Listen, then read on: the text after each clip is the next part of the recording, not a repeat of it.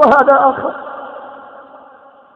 غسلته قبل 6 أو 7 سنوات من هذه المحاضرة ولم أغسل بعده أحدا، ولا أظن أني سأغسل بعده أحدا مما رأيته.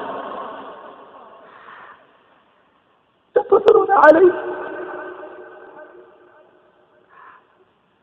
تعال إلى المغسل. أين المغسل يا ناس؟ قالوا: لا يوجد إلا أنت.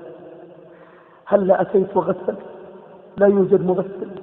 فقلت له: حسنا. دخلت إذ رجل ممثل لا روح فيه. نظرت إليه إذ ببشرته حمصية، ليس بالأسود وليس حتى بالأسمر، إنما يميل إلى البياض والاصفرار من الموت إلى اللون الأصفر من أثر الموت. فقلت: هل ساعدني أحد؟ قالوا: لا يوجد ولا أحد. وجلست معه لوحدي.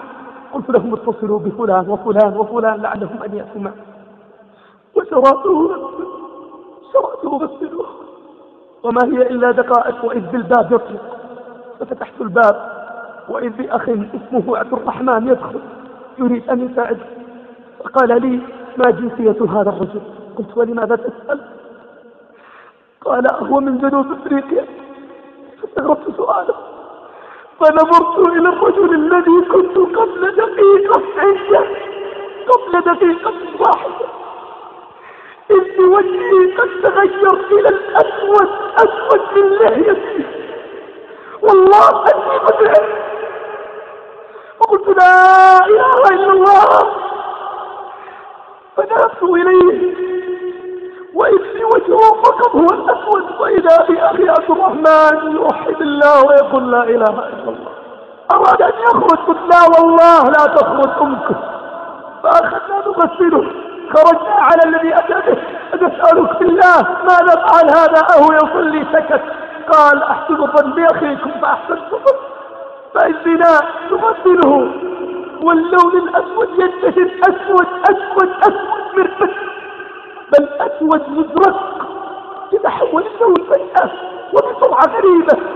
كنا نغسله ونحن نرتجف من الخوف، وأقول: لا أبالغ ولا أزيد شيئا، ويا ليتها عند اللون الأسود فقط. أتينا لنحمله، وقبل أن نحمله من مكان ظهرت ظاهرة غريبة لم أرى مثلها في حياتي. إنه في جسده كله تخرج بقع خضراء ساكنة ليست بالخراج، وإنها تخرج منها أشياء غريبة، كائنات حية لا أدري ما هي إلى الآن. أهو دود؟ لا ندري ما هي. نادينا أحدهم لينادي طبيبا، فأتى الطبيب نظر فقال: أنا لا أعرف ما هذا. هذا المنظر أول منظر أنظر إليه. فحملناه بسرعة ووضعناه ثم كفناه ومضى إلى حاله.